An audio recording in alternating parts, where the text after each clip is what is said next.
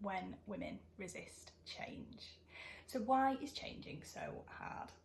Well, resistance is a very powerful force. And when faced with resistance, your whole neural system is designed to favour the path of least resistance. The path that you've created throughout your prior thoughts and prior actions. So changing familiar behaviours is uncomfortable because your brain's fighting back. It sends urgent signals that you're missing familiar cues. So for instance, it's 3 o'clock, why aren't you reaching for something sweet? And ignoring those signs takes neural energy and constant focus, which is particularly hard when you're up against it or under pressure and you've got loads going on. Now, Marshall talks about seeing resistance to suggestions to change, such as feedback, in 3 stages. So firstly, the person suggesting the need to change must be confused, they've got it wrong.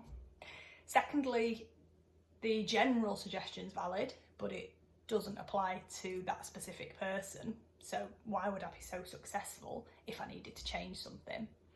And then the 3rd stage is blaming the messenger and attacking whoever's made the suggestion.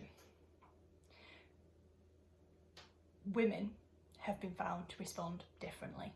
So the 3 stages with women responding to feedback to change is to first react to the suggestion by feeling discouraged or undervalued, which results in a level of paralysis, doing nothing. Then they will consider why the change was suggested. Was it valid? What were the circumstances? And really explore that. And then thirdly, they'll examine how their own behaviour has played a role in shaping perceptions that have led to that critique.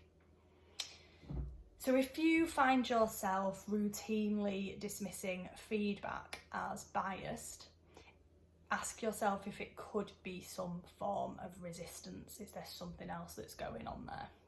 And another tip is that focusing only or mainly on the person who gave the feedback and what's wrong with them and what's wrong with the feedback they gave is rarely going to be the most effective route for reaching the next level of success. And the chapter finishes by talking about core beliefs. So changing behaviour rarely succeeds unless you understand the behaviours that inform it. And beliefs create the framework that shapes your actions. They provide some rationale for how you behave and offer logical reasons why you don't need to change. Overconfidence is very rarely a major female failing.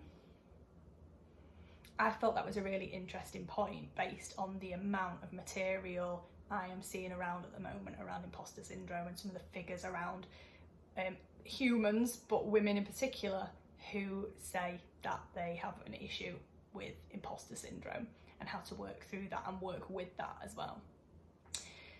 A different set of beliefs very often operate for women. 3 of those core beliefs that are mentioned in the chapter are that ambition is seen as a bad thing, a bad word.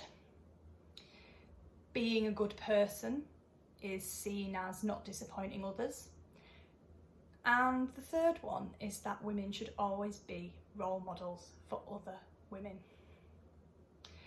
So thanks for watching my vlog on chapter 3. That is the end of part 1 of How Women Rise. And what I will do next is start to talk about habits and the 12 habits. So I look forward to seeing you. Please let me know what you think. It's been a while since I've done a vlog, so I'd really appreciate any feedback that you have. And let me know if you're reading the book, because it's always good to have a chat with people who are reading at the same time. So thanks again, and I will see you soon.